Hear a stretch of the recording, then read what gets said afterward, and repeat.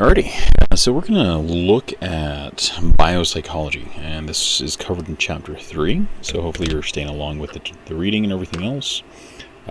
Again, this is your professor, Mr. Barber, and we'll kind of go from here. Alright.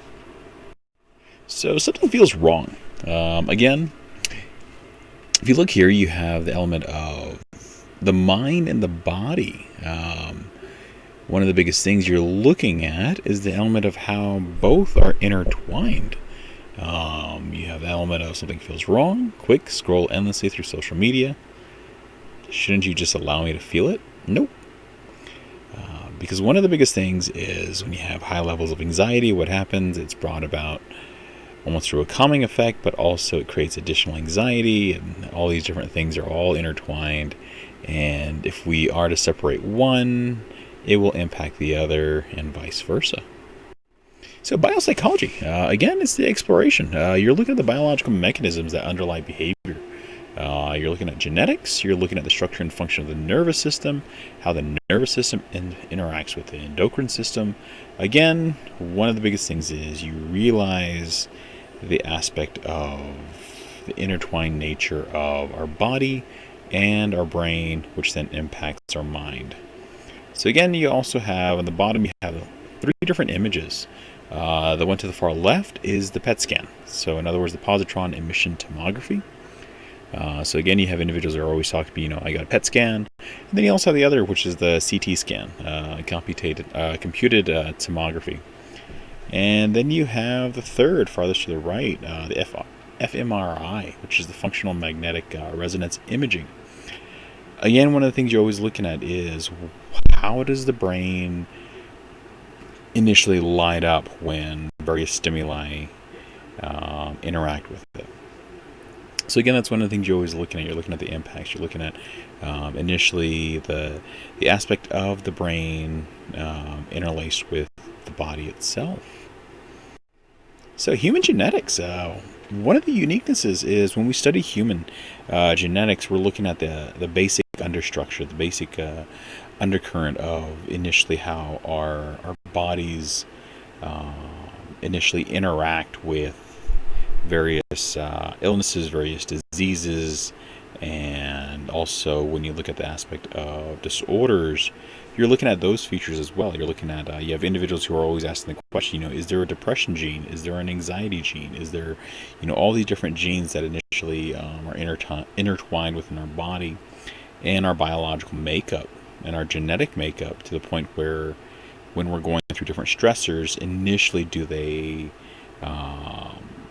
fire up at various points due to the fact that they were already underlying conditions.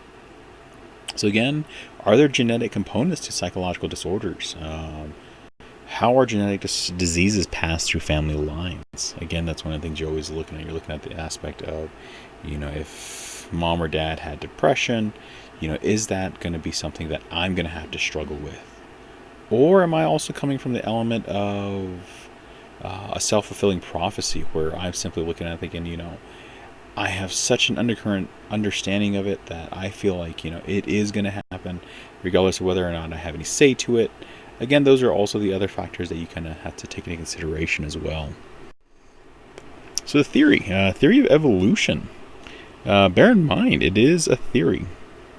But one of the things is when you look at Charles Darwin, in terms of his exploration of the concept of inheritance in regards to traits, we're looking at the aspect of natural selection. So again, the organisms that are better suited for their environment will survive and reproduce, while those that are poorly suited for their environment will die off. Again, one of the things you're always looking at is this always viable? Is this always true? So again, you have the characteristic and behaviors that impact survival and reproduction. In other words, those that help protect against predators, and those that increase access to food, and thirdly, those that help to prolong life. In other words, offsprings, will it preserve life? Will it create more offsprings? Within that, you have the quote. You have the quote of, "It is not the strongest of the species that survives, nor the most intelligent that survives. It is the one that is most adaptable to change." And I think that's what we kind of come across is, say, for example, if you're going through various traumatic incidences or various traumatic features, you'll understand that your mind and your body will also play a unique part in your survival. And a lot of individuals always ask the question, what do you mean by survival? Well, one, we know that individuals, when they're going through various traumas, initially either withdraw or they'll fall back on various coping mechanisms. And those coping mechanisms initially will try to preserve that individual from having any adverse effects. But if an individual is in a prolonged state of various stressors, it gets to the point where the body and the mind begin to initially deteriorate. So again, when that happens, you're trying to adapt, but then you get to the point where, is my adaptability even gonna, is it gonna preserve me anymore? Is my coping mechanism starting to change? And I think that's what we saw here, even in light of everything that's going on right now in the world.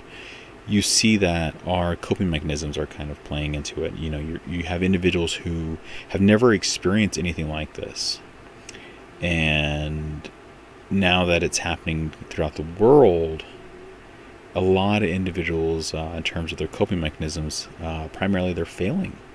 And you have individuals who are looking at it from the angle of, what do I do now? My coping mechanisms are not working anymore. My self-soothing, my deep breathing, my meditation, for some individuals, even the fact of having family around would be considered a coping mechanism. But again, we're not able to do that either. So again, you have all these individuals who are their ability to adapt is initially limited. So Charles Darwin, again in 1859, Charles Darwin proposed his theory of evolution by natural selection in his book On the Origin of Species. Again, the book contained just one illustration. Again, this diagram that shows how species evolved over time through natural selection. So that's how we were able to derive a lot from this initial diagram. And again, that's one of the things, is the adaptability. Our bodies and our minds initially, we try to look at it from those angles of, what is the aspect? And that's one of the things I always ask a lot of individuals is, when you're working in the area of psychology, the aspect of resilience. Resilience meaning that you're able to bounce back in light of various traumas.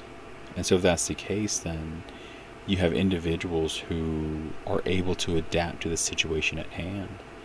And so that's primarily what you're always looking at, is your ability to adapt in a moment's notice. So the theory of evolution. So why have certain genetic diseases that cause people to die not become less common?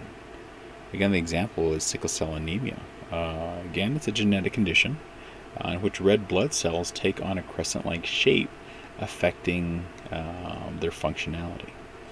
Again, this causes many people to die at an early age, but is still common among people of African descent. Again, you're looking at the carriers. So carriers of only one copy of the sickle cell gene are thought to be immune from malaria. Again, this is a deadly disease which is very common in Africa.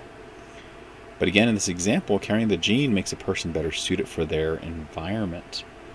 But in other environments, it can also prove to be deadly for that individual. So again, you have the normal blood cells which travel freely through the blood vessels, while sickle-shaped cells form blockages preventing blood flow. So genetic variation. When you look at the aspect of the difference between individuals, you always look at the aspect of, no two individuals are primarily alike. Again, it contributes to a species' adaptation to its environment. Say, for example, if I live in Phoenix, what is my adaptation at that point? My adaptation is, one, I have to get used to the heat. One of the biggest things, I'm not a big fan of Phoenix. I'm more of, because again, I'm an alumni from University of New Mexico in Albuquerque. So that's kind of my scene, is Albuquerque, because again, it's very... the town itself is very, what you call it? It's very rustic, and so within that's one of the things I'm a big fan of of that rustic scene versus Phoenix. But when you look at Phoenix, again, what is my adaptation? One, I have to get used to the weather. I have to get used to this, that, and the other. And so within that, one of the biggest things is my body going to adapt to that? Well, one, we hope so. And that's where the adaptation kind of takes place, the environment around me. But again, it begins when an egg containing 23 chromosomes is fertilized by a sperm containing, again, 23 chromosomes. So again, what is a chromosome? Again, it's the long strand of genetic information known as DNA. In other words, deoxyribonucleic acid. In other words, it's the helix-shaped molecule made of nucleotide-based pairs. Again, that's what makes up our genetic code. In each chromosome, sequences of DNA make up genes. In other words, the gene is a sequence of DNA that controls or partially controls physical characteristic known as traits. So again, the various traits that we have. Say, for example, the brown eyes that I have, or my height, or you're looking at all the various traits that initially make me me. Again, it also is initial blueprint from who? Mom and Dad. So that's one of the things you're looking at is what are the blueprints? What are the things that make up who I am? So again, a gene may have multiple possible variations. In other words, alleles, a specific version of a gene. So therefore, a specific gene may code for hair color, and the different alleles of that gene affect what the hair color will be. So that's where you have individuals kind of going into that other realm of, are there also genes that can impact, say for example, is there a gene for depression, or is there a gene for bipolar disorder? So again, that's where you have individuals looking into those avenues. So again, what's the difference between a genotype and a phenotype? So again, what is a genotype? Again, we talked about that earlier. It refers to the genetic makeup of an individual based on the genetic material. In other words, just the stuff that we inherit from one parent and then we pass on and everything else. Then we have the phenotype. So what is the phenotype? Again, that describes an individual's observable characteristics, such as hair color, skin color, height, and build.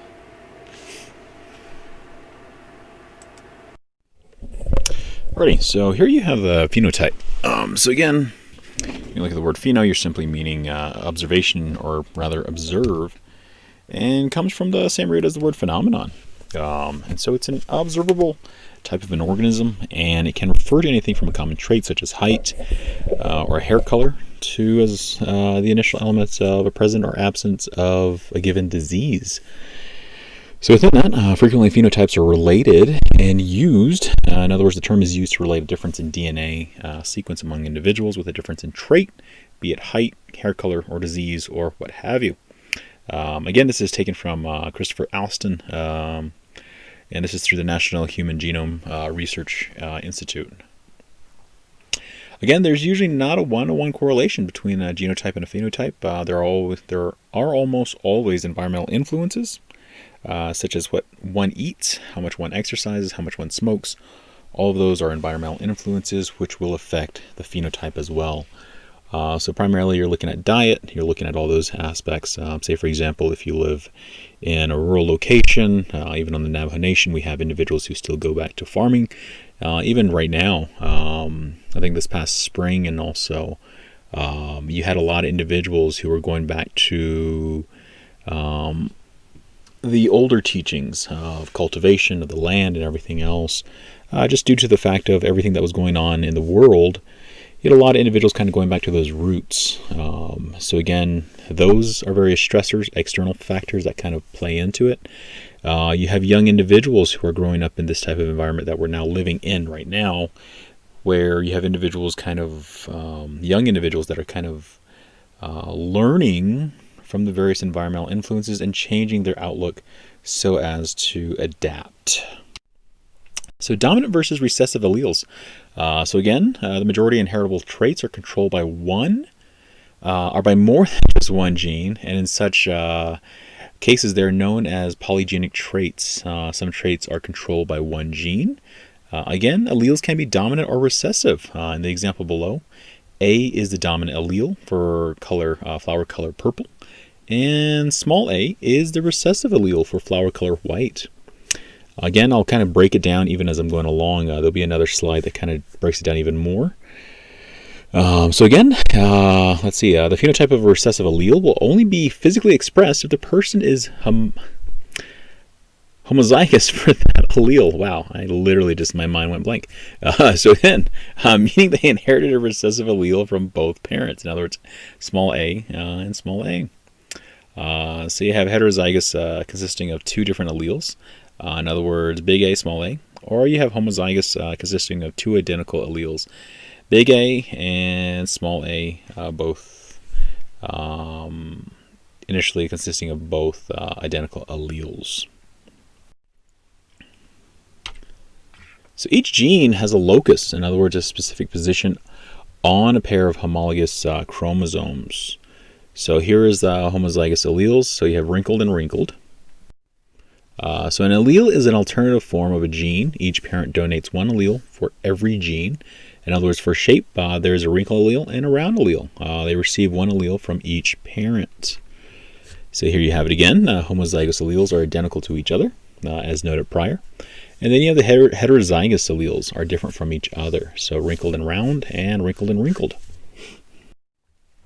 So we have genes again. Yay! Now you guys are excited. So again, genes equals pod color. So you have a green and also a yellow. So kind of break it down. So over on your left, you have the Punnett square. That kind of breaks it down. So here are the Punnett squares. So a Punnett square is a tool used to predict how genes will interact in the production of offspring. In other words, if you have a cleft chin, shown here, it is an inherited trait within that. In the example of the cleft chin, where B is the cleft chin, where large B is the cleft chin, in other words, the dominant allele, wherever a pair contains a dominant allele, large B, you can expect a cleft chin phenotype. You can expect a smooth chin phenotype only when there are two copies of the recessive allele, in other words, small b, small b. So again, it's a very dominant trait. So in this Punnett square, N represents the dominant allele, and P represents the recessive allele that is associated with PKU. In other words, if two individuals who are both heterozygous in P for the allele associated with PKU, their offsprings have a 25% chance of expressing the PKU phenotype. So where do harmful genes like PKU come from? Again, some are the results of mutations. So mutations, what are they? Initially, they're sudden permanent changes in a gene. Again, many mutations are harmful, but some can also be beneficial. So here you have the range of reaction. So again, you're looking at the nature and nurture element. Again, this has been always a topic that's been up for debate for numerous years, because a lot of times we're looking at those elements of, is everything guided with genetics? And we can say on one end, yes, and then you have others who go on the other end and say, no, there's other characteristics. And I know for a lot of us, we're very staunch in terms of what we're looking at. But again, I always tell students to kind of look at it from an open perspective, an open mind perspective, because again, you're looking at those elements of, are there things that are going to influence my decision making? Are there things that are going to influence my outlook in life? And so within that, the range of reaction, what is that? So again, it's the assertion of our genes setting the boundaries within which we can operate. And our environment interacts with the genes to determine where in that range we fall. So within that, so reaction range or range of reaction, either or, is a concept in psychology as well as genetics that looks at the phenotype of an organism depending both on genetic characteristics, in other words, genotype, and the environment. In other words, the current understanding is that characteristics such as intelligence depend upon genetics and the environment to fully shape that individual. So within that, the function of genes, and that's one of the things that you're looking at, is the function of the genes in this process, according to reaction range, is to set hard limits, one, to the range of certain characteristics. In other words, determining how well an organism can primarily excel in different circumstances. Again, a lot of times this comes from the area of more of a mainstream kind of perspective. In other words, it's more even keel with our current understanding of the world around us currently, from a cultural sense, from a cultural perspective. Within that, that's primarily what you're looking at. So again, I'm using the element of intelligence. So again, using the concept of a range of reaction, an individual may look at another individual and say, yes, this person is showing various cues that showcases that they may be a genius. So therefore, if they are a genius based upon their genetic predispositions, they're looking at those elements and saying, yeah, they have not so much predispositions, more along the lines of this individual is showcasing various signs that, they excel in mathematics, they excel in this, that, and the other. Therefore, using the reaction range perspective, I'm going to nurture that. How? Well, I'm going to nurture it through giving them the best education, making sure that their nutrition is properly positioned so that they're able to eat healthy and thrive in that environment. Because one of the things that you notice even on the Navajo Nation, or even just during my time working on the Navajo Nation, there's always been an issue of various stressors. And if those various stressors are happening for a child when they're growing up, they're not necessarily going to be focusing in on school. They'll be focusing more on the various stressors. So again, if you remove all those various stressors and allow this young individual to strive and also create a safe environment around them, the idea is that they are going to initially develop in a more progressive manner, therefore resulting in the young individual not so much bridging that potential, but initially breaking out of those potentials to initially say, yes, I'm going to push my limitations all the way to that initial set point. So again, this is within the range of reaction. So within that, you have the genetic environmental correlation. So in other words, the view of genetic or gene environment interaction, that asserts our genes affect our environment, and our environment influences the expression of our genes. So again, that can be seen. Say, for example, just like we were talking about with intelligence, you're seeing that happening here and there, where you have various environmental influences that begin to change how initially we react. So again, that's primarily from the genetic perspective. Then you have epigenetics. So what is epigenetics? Again, it's the study of gene-environment interactions, primarily such as how the same genotype leads to different phenotypes. In other words, other physical characteristics. So again, that's primarily what you're always looking at. You're looking at the uniquenesses of the gene-environment interactions. So here you have the cells of the nervous system. So again, it's made up of two types of cells. You have neurons and you have the glial cells. Neurons being the primarily transport as well as the transmission, as well as the reception and conduction of the electrochemical signals. Then you have also the glial cells, which look at providing physical and metabolic support to neurons, including neuronal installation and communication. In other words, the glue. Outnumber neurons 10 to 1. And you have oligodendrocytes, you have Schwann cells, you have astrocytes, and microglia.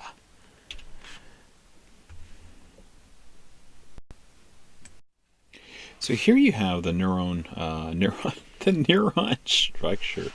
Again, this is the function of a neuron is aided by specific aspects of its structure.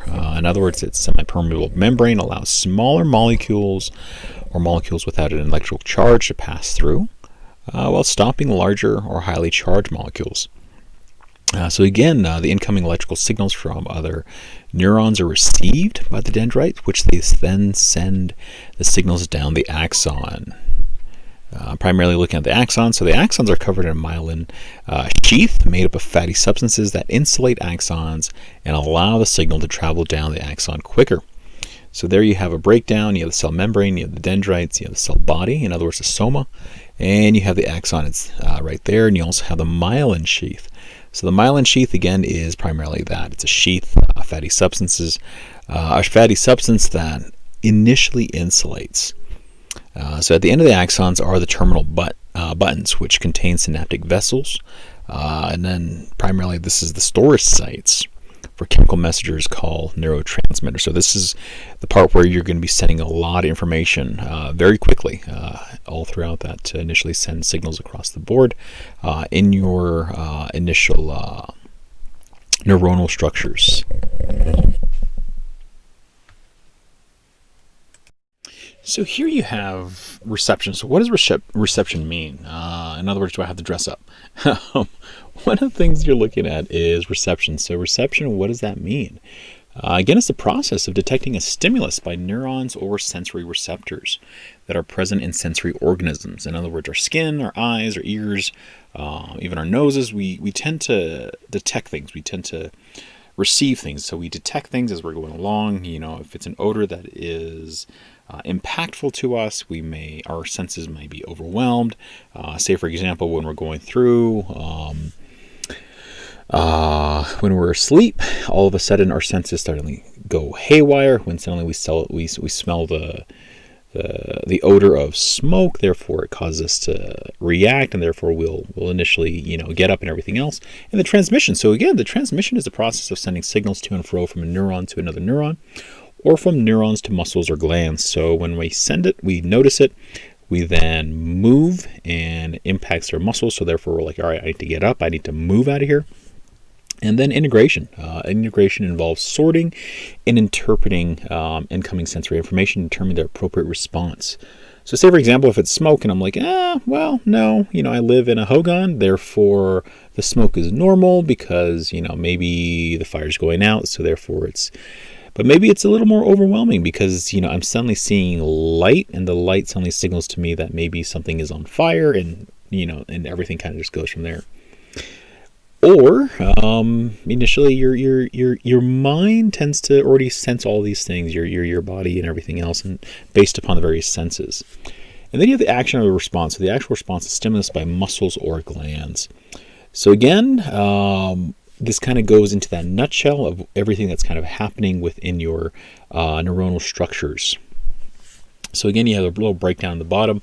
Reception by sensory receptors, transmission by afferent neurons, then integration by the central nervous system, transmission by the efferent neuron, and then action by effectors. Alrighty, so here you have the synapse that I was just talking about earlier. Again, it's the space between the terminal button of one neuron and the dendrite of another neuron. So in the pseudo-colored image from a scanning electron microscope, the terminal button, in other words the green, has been opened to reveal the synaptic vesicles, orange and blue. Inside, each vesicle contains about 10,000 neurotransmitter molecules.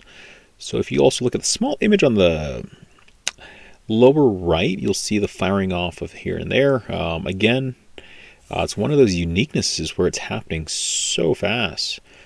So again, within that, as it's sharing information, it's going from one end to the other, and it can be a pain response, it can be this, then the other, and that's pretty much what you're always looking at, is how quickly this is all happening. So therefore, if you mix, and that's one of the things is, when you look at all of these, if you mix, say for example, various like say for example for mental health, when you're looking at the introduction of various mood stabilizers and various elements to that, again, it can also impact the neurotransmitic efforts. So again, those are the uniquenesses that kind of go into it.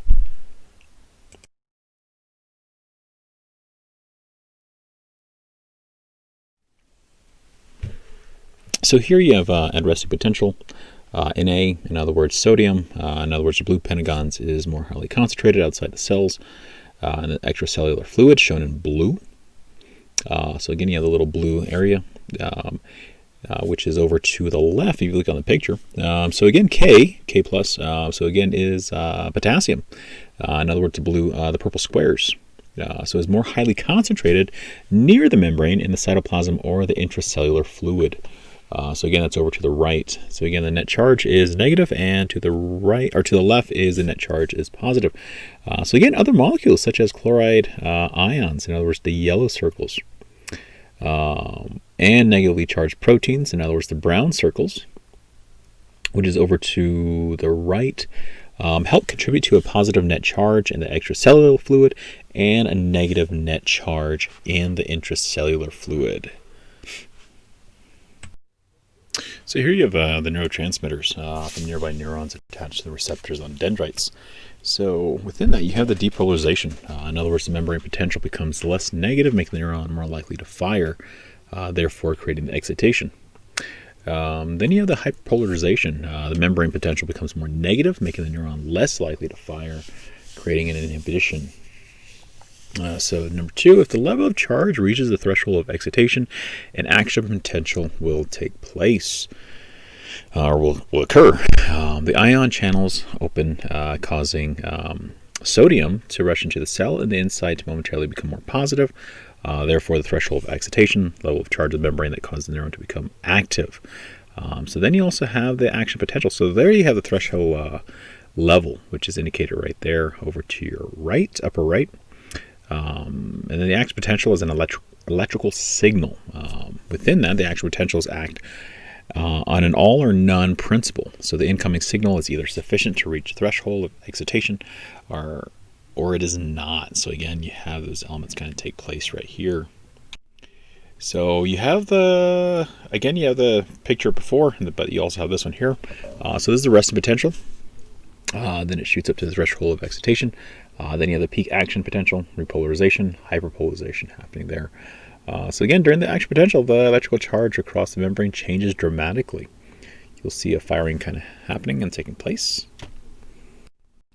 So reuptake. So again, once an action potential has occurred, excess neurotransmitters in the synapse either drift away or are broken down or reabsorbed.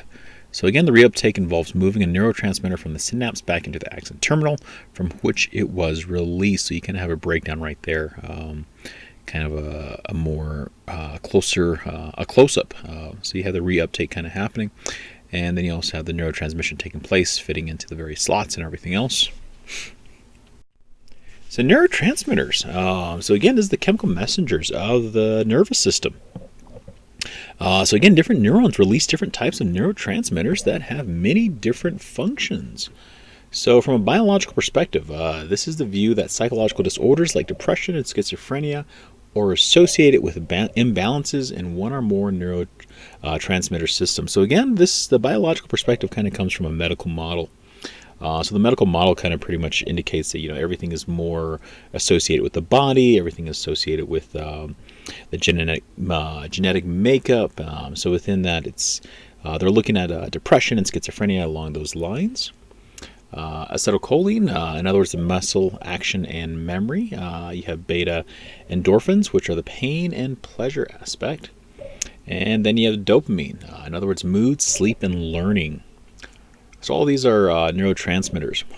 So within that, you also have the norepinephrine, in other words, the heart, intestines, and alertness, and serotonin, mood, and sleep. So all of these help with our initial functioning. So drugs. So how do drugs play into this? One of the things that you have is the psychotropic medication. So drugs that treat, and I did talk about that a little bit earlier. So again, drugs that treat psychiatric symptoms by restoring neurotransmitter imbalances. So again, these are drugs that initially can help restore that level of balance. But you also have agonists. So again, the drugs that mimic or strengthen the effects of a neurotransmitter. And then you have antagonists. These are drugs that block or impede the normal activity of a given neurotransmitter. So you'll have a breakdown right here. So again, you have the agonist and the antagonist drugs are prescribed to correct neurotransmitter imbalances. Example, Parkinson's disease is associated with low levels of dopamine. And we did talk about dopamine earlier. So dopamine agonists are often prescribed as one form of treatment. Then on the other hand, you have schizophrenia, which is associated with too much dopamine. Many antipsychotic drugs are therefore dopamine antagonists. So in other words, they're trying to block or impede the normal activity of a given neurotransmitter. So because there's too much, they're trying to block a lot of that. They're trying to lower those elements so that the individual is able to at least function, in essence, normally or within the cultural norms. So parts of the nervous system. So you have on the left the brain spinal cord. So this is the central nervous system, the CNS. And then you have the PNS, which is the peripheral nervous system. So again, these are all the various nerves happening throughout the body. So again, you have the central nervous system, which is made of the brain and spinal cord, and the peripheral nervous system, which pretty much goes throughout the rest of our body as well. So the peripheral nervous system is made up of two different parts. You have the somatic and also the autonomic nervous systems. So the somatic nervous system relays sensory and motor information to and from the central nervous system.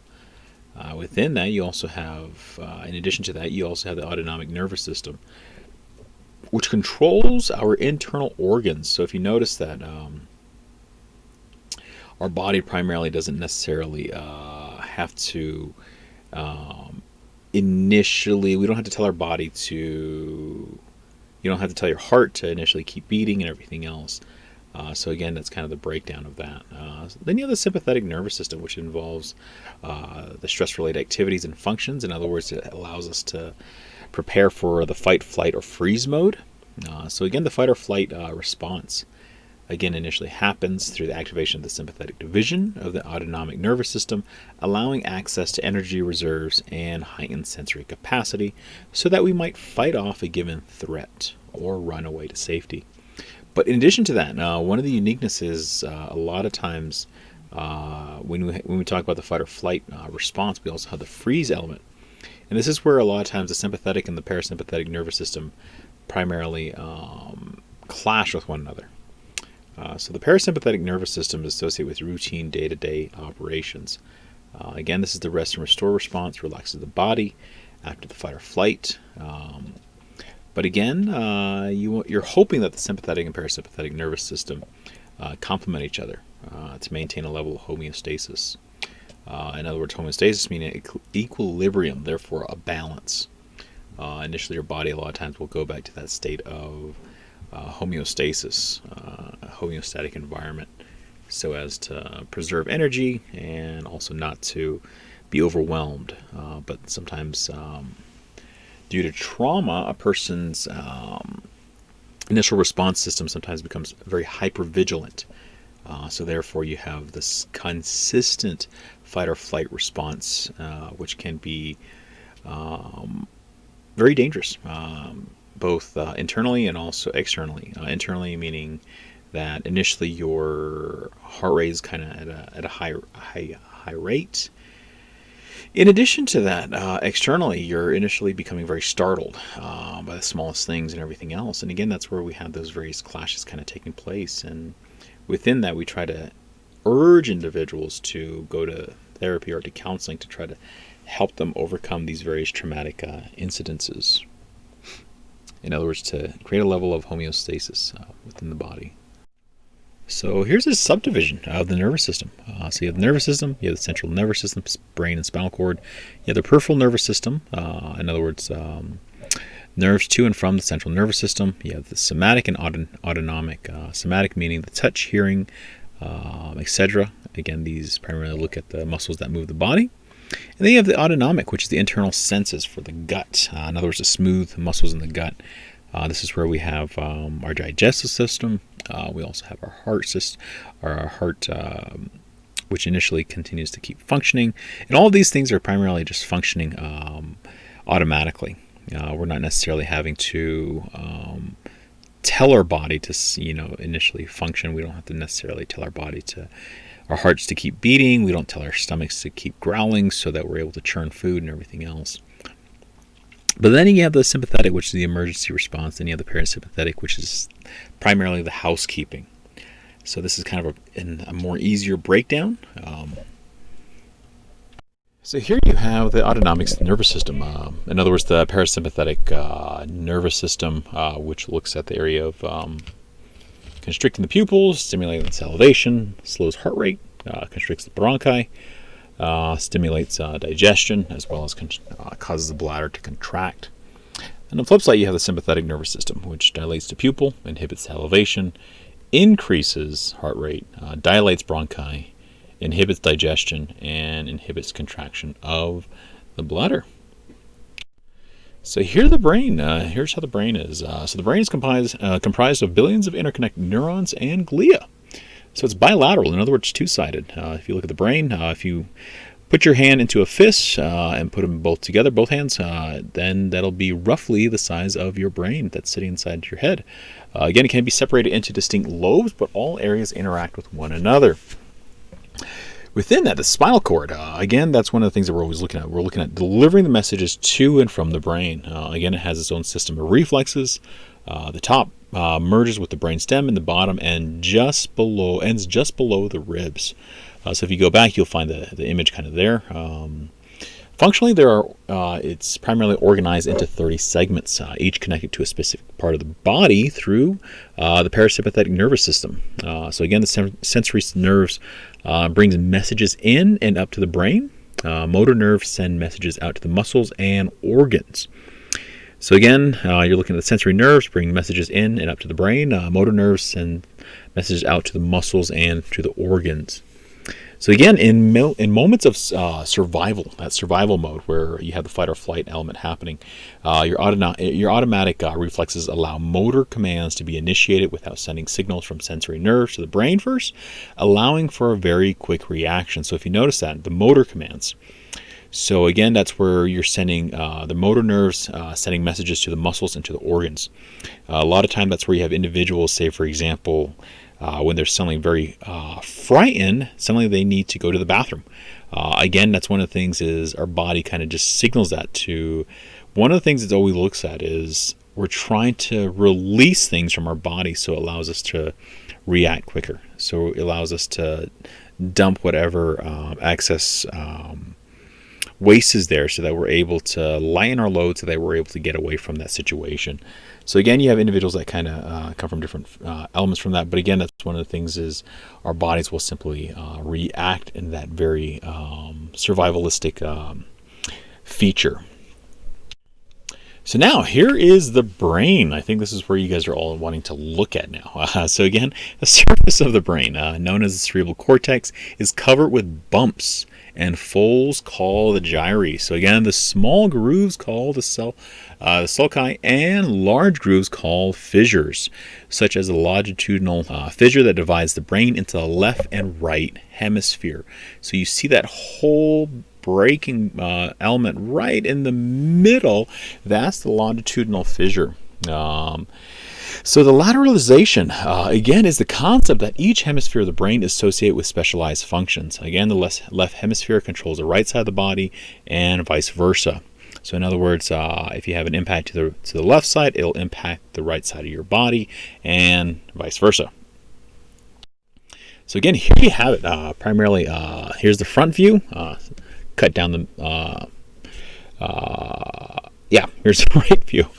So you have the corpus callosum, you have the left hemisphere and the right hemisphere. Then you have the corpus callosum, initially from the side view, and then you also have the cerebral cortex, and then you also have the dissected brain itself right there. I used to do a lot of what was considered brain cutting when I was at University of New Mexico in Albuquerque. Within that, you had cadavers and everything else, so we would be able to do a lot of the dissection of the brain itself. So again, the corpus callosum connects the left and right hemisphere of the brain and allows them to communicate. So again, if there's impacts to that, it will lower that element of communication. Again, the scientist spreads the dissected sheep brain apart to show the corpus callosum between the hemispheres. So I'm hoping all of you don't go out there and start butchering. I'm hoping you kind of I don't want you to start doing that. I want you to kind of I know that I'm going to hear a lot from a lot of grandmas saying, our students are going to college and they're simply butchering all our sheep just to initially get a better understanding of the brain. So please do not go all out and start butchering and everything else. Kind of hold back on that. Initially kind of just get the rudimentary knowledge first.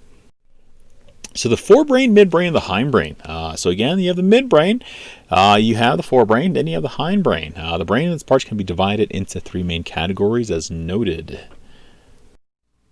So here you have a breakdown, courtesy of brainlab.org. So again, you have the brain anatomy. So you have the corpus callosum, which initially connects it all, the pituitary.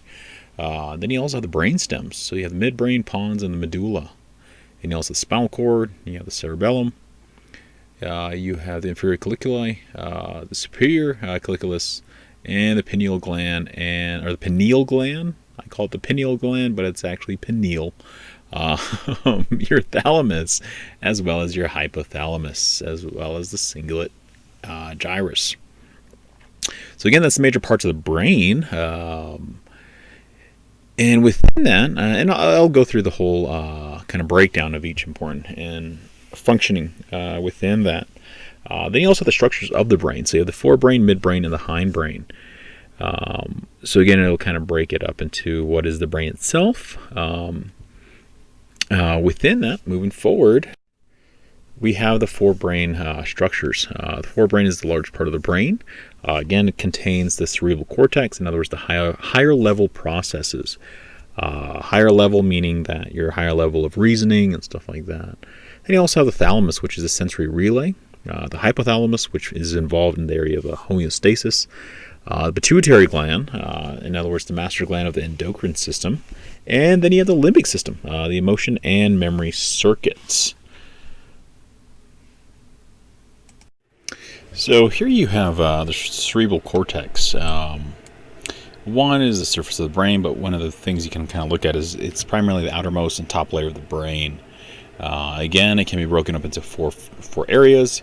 You have the initial temporal lobe, frontal lobe, parietal lobe, and occipital lobe. Within that, it is the highest mental capabilities. In other words, it has that responsibility of offering that insight into the area of the consciousness, into the area of thought, emotion, reasoning, language, and memory. Again, that's where, say for example, with language, you're looking at speech and decision making, which would go into the area of reasoning. In addition to that, you're looking at the cognitive and processing functions. In other words, you're able to process things, you're able to interpret it, you're able to break it down into smaller bite-sized pieces so that the rest of your brain can kind of catch up and everything else. So again, that's one of the things you kind of look at. Okay, so here you have the frontal lobe. It is the frontal lobe is one of the areas that you want to make sure that you don't get any damage to. And the reason why is it is involved in the area of what's considered the executive function. In other words, your planning, organization, judgment, and attention, as well as reasoning. So again, planning, you're looking at those things, those elements of making sure that you're able to follow through. In other words, for organization, what do you usually do? You map it out. You map out everything on a calendar. You kind of start planning everything out. And within that, you also have the area of judgment. You pretty much make a judgment call. You're able to say, yeah, this is, if this and the other does not work out, then I'll do this. And that's the reason why we always, like say for example, for traumatic brain injuries, we always try to ensure, like say for example, if you're in rodeo or if you're in any type of physical contact sport, the damage to that area can really impact you. And that's what I mean by that is, say for an individual that gets flung from a horse or even from a bull, when they get thrown, what happens is you may hit the ground, everything else, and when that happens, your brain can go forward and hit the inner part of your skull, which then can cause you to black out and stuff like that. And when that happens, and when you black out, what happens is you have an individual who then goes into the area of what's considered a traumatic brain injury. But most individuals, when they black out, they think, oh, it's just a small thing. I was just out for a couple seconds.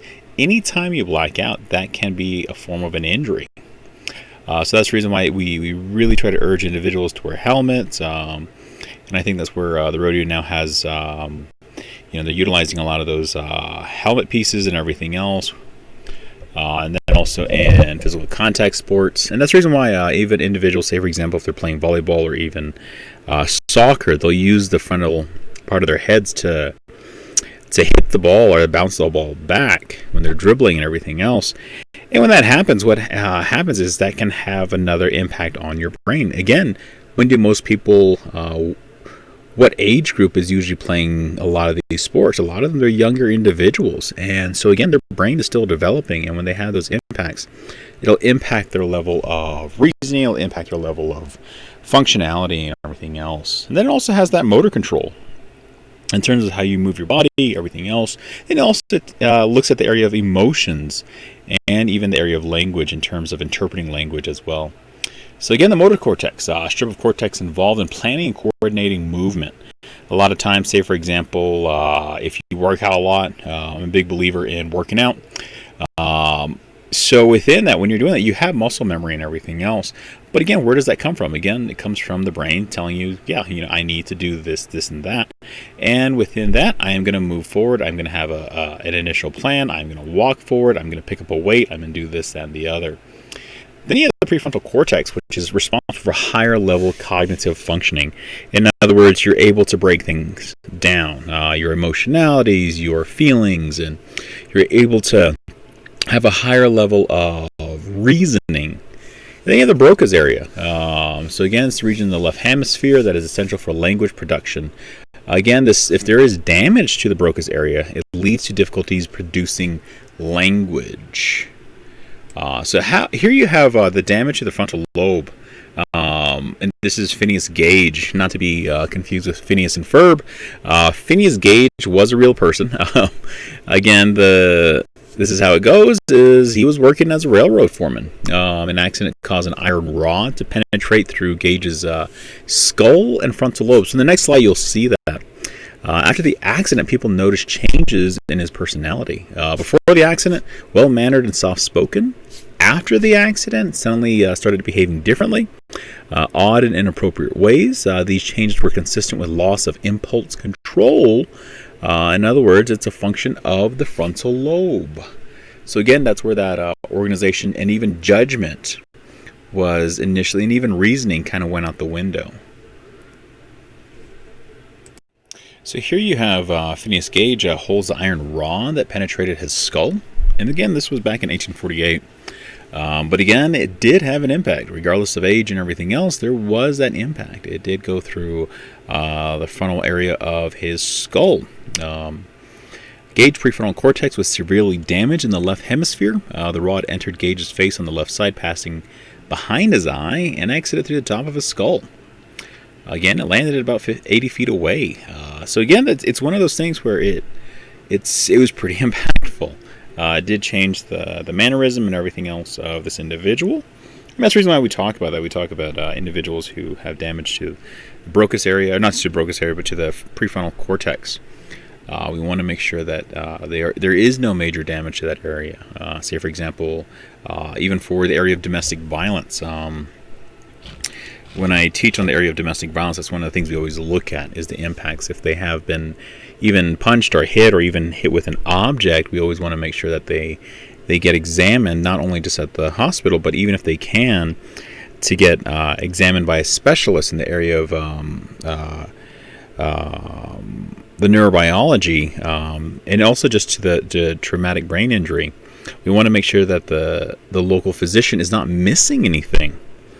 We want to make sure that the individual gets adequate care, because even, say, for example, for the individual, they may have had a blackout, or they may have blacked out for a couple of minutes or even a couple of seconds. Anytime you black out, that's one of the things we always at the forefront is anytime you black out, again, that means that there has been a slight brain injury. Slight, yes. To what extent? That's where the examination would kind of go into that. And so that's one of the things we always try to ensure is that an individual get examined. So the parietal lobe, so it's involved in processing various sensory and perceptual information. Contains the primary somatosensory cortex. So the somatosensory cortex essentially is for processing sensory information from across the body, such as touch, temperature, and pain. So here you have it. You have toes, ankle, knees, hips, trunk, shoulders, elbow, wrists, hands, fingers, thumb, neck, eyebrows and eyelids, eyeballs, face, lips, jaw, tongue, salivation, chewing, and swallowing. Whew. So again, that's primarily how it's kind of broken down. And let's see, let me show you another picture. So here you have what's considered the homunculus. In other words, it's Latin for the little man. Again, it's used within the area of neurology. In other words, to study the map of the brain regarding the sensory neurons in each part of the body. Again, the neurons in the motor cortex and the somatosensory cortex aren't just initially thrown together, or they're not just simply a jumble of cells. Rather, they're primarily categorized within various segments. Again, all the hand neurons are together, all the face neurons are together, then the tongue neurons, and so on and so forth. So again, if you notice, that's how it's primarily broken up within the initial brain itself. So again, they form what is considered the little man. And it kind of just runs together to initially see what is presented there. The next slide will be kind of a little disturbing. Bear in mind that. But I do urge you to look at it because, again, it'll kind of break it down for you. So if you notice the uniquenesses, say, for example, hands, even the tongue is very large. One of the things is the body parts look out of proportion. Primarily because they're represented in terms of the range of motion and feeling versus that of the physical size of the body part. So within that, say for example, the lips, the tongue, the nose are very large. Hands also very large because again we use a lot of tactile functioning, and it primarily just focuses within those various realms. So within that, it is there, very unique. So here you have the temporal lobe. It's associated with hearing, memory, emotion, and some aspects of language. So again, you have the auditory cortex.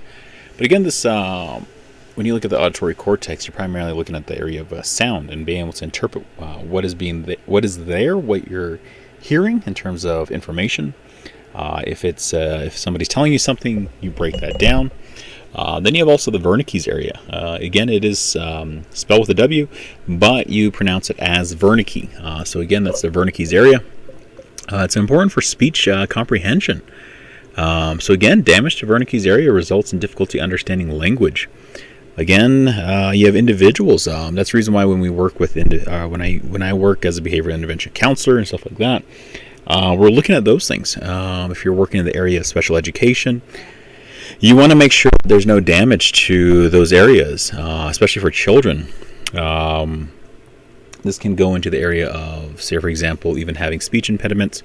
But if they're not able to process information, if they're not able, again, that's where they would start testing for hearing and everything else. If there's any impacts there, then you start looking at the neurology of it all. And so, again, any impact to that area, you're looking at the... are they able to understand it? Because, say, for example, for us, even as the individuals, we go about and we're like, Yat Eshe, Jeremiah Barber, and we use that very commonly. Even for the English language, we break it down. If you speak Spanish, hola. If you're Arabic, Assalamu alaikum, and all these different things. So you kind of break it down within those areas, and how important that area is, Wernicke's area, in terms of understanding language. We just simply look at it as, it's a common thing, we should share a language and everything. But no, there's more intricate details that go into the area of comprehension of the language itself. So again, any damage to either the Broca's area or the Wernicke's area can result in language deficits. The type of deficits are very different. However, depending on which area is affected, again, that's where it will be impacted. So the occipital lobe, associated with visual processing. So this is towards the back of your brain. Contains the primary visual cortex, which is responsible for interpreting incoming information, visual information, organized topically. So again, that's over towards the back of your head. So that's where the occipital lobe is primarily located at. On the next slide, I'll show you the kind of how the visual processing takes place. So here you have primary breakdown. So you have the object, left eye or right eye, passes from one side to the other, left side of brain, right side of brain. And within that little breach between both, initially that little bridge between both actually, the optic chiasma, then sends it towards the back to the occipital lobe. So then you have the image. Interprets the image, and then you respond therefore. I know it sounds pretty rudimentary, but there is more that goes into it. But again, just for visual interpretation's sake, we'll kind of leave it to that.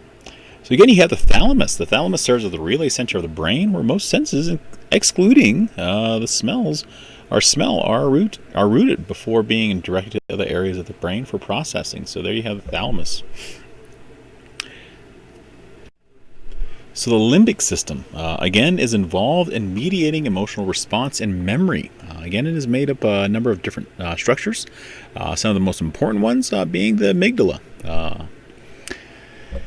Involved in our experience of emotion and tying emotional meaning to our memories, involved in processing fear. So if there's any damage to the amygdala, again, that can impact our ability to understand what fear is and even our emotional responses.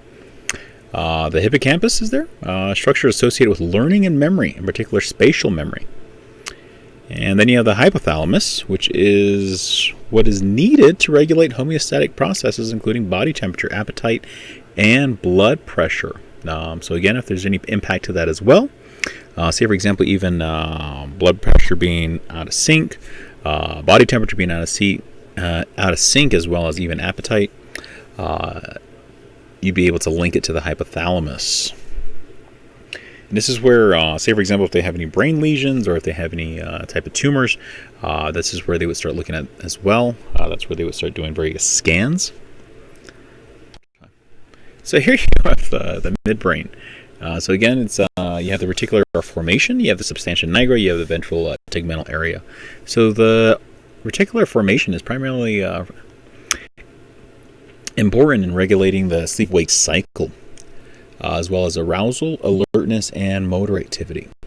Then you also have the substantia nigra, where dopamine is produced, and it's also involved in the control of movement, and we'll kind of go into that in a little bit.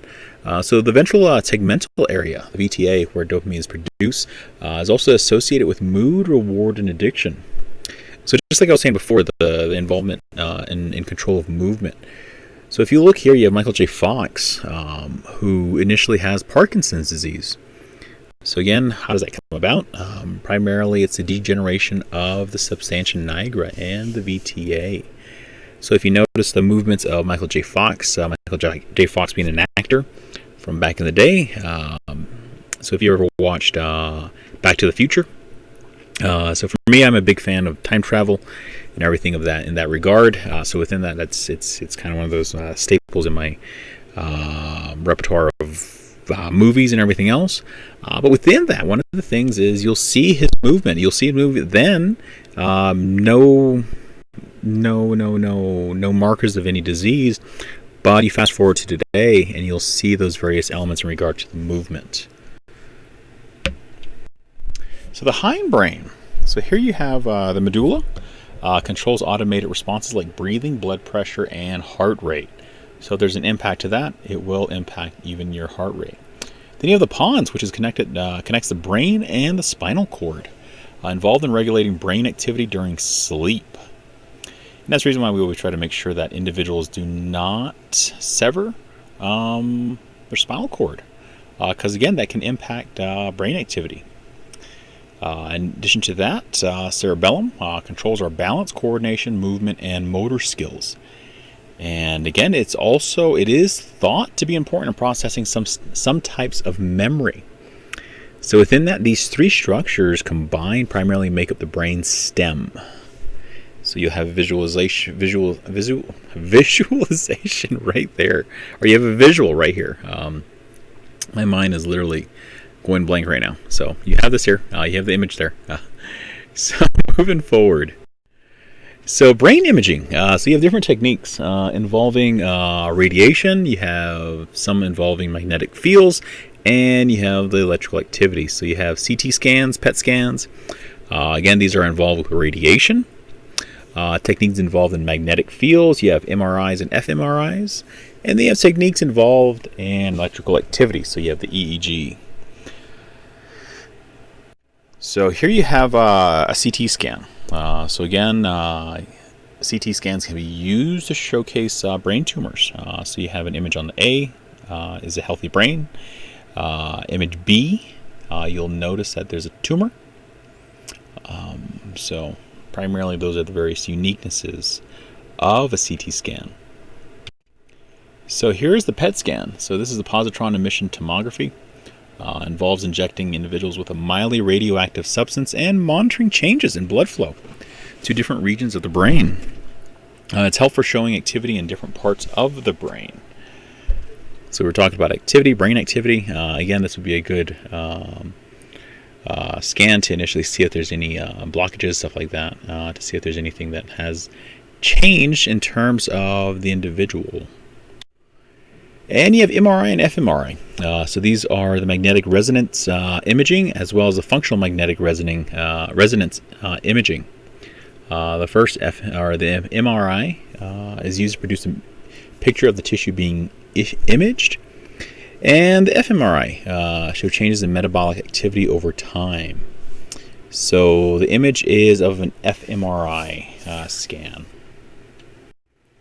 And then you have EEGs. Involves recording the electrical activity of the brain via electrodes on the scalp using caps with electrodes. Modern EEG research can study the precise timing of overall brain activities by tracking amplitude and frequency of brain waves. So there you have an image. So here you have the endocrine system. So we'll kind of go into that. So the hypothalamus, again, it links the nervous system and the endocrine system by controlling the pituitary gland. So as you notice, there's a small image on the right. You have the pineal gland, the thalamus, and the pituitary gland. So within that, the pituitary gland serves as the master gland. Notice how unique it is. Serves as the master gland, controlling the secretions of all other glands. And then you have the thyroid. Notice where it's located at. Again, it secretes thyroxine, which regulates growth, metabolism, and appetite. So again, it's you have the trachea, and the thyroid is noted right there. So you have the thyroid cartilage of the larynx, thyroid gland. So again, it is noted there. Then you have the adrenal gland. It secretes hormones involved in the stress response. Again, if there's an impact to that, that's primarily where you have individuals overproducing hormones regarding stress response. And then you have the gonads. So again, these secrete sex hormones, which are important for successful reproduction and regulate sexual motivation and behavior. So you have next the pancreas, which secretes hormones that regulate blood sugar. So again, all of these are pretty important in our human body in terms of regulation and also homeostasis.